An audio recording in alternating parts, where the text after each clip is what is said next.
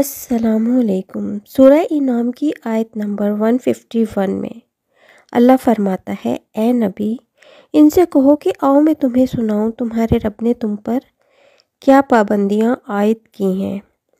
یہ کہ کسی کے ساتھ اسے شریک نہ کرو، والدین کے ساتھ نیک سلوک کرو اور اپنی اولاد کو مفلسی کے ڈر سے قتل نہ کرو۔ ہم تمہیں بھی رزق دیتے ہیں اور ان کو بھی دیں گے، اور بے شرمی کی باتوں کے قریب بھی نہ جاؤ، خواہ وہ کھلی ہوں یا چھپی ہوں۔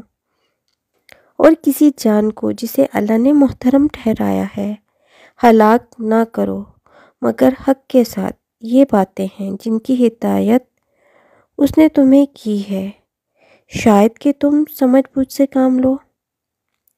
یہ وہ موٹی موٹی خرابیاں اور برائیاں ہیں جو انسان کو گمراہی کی طرف لے جاتی ہیں، اور اللہ ہر اس برائی کو ختم کرنا چاہتا ہے جو انسان کو دنیا اور آخرت میں ذلت اور رسوائی سے دوچار کرنے والی ہیں۔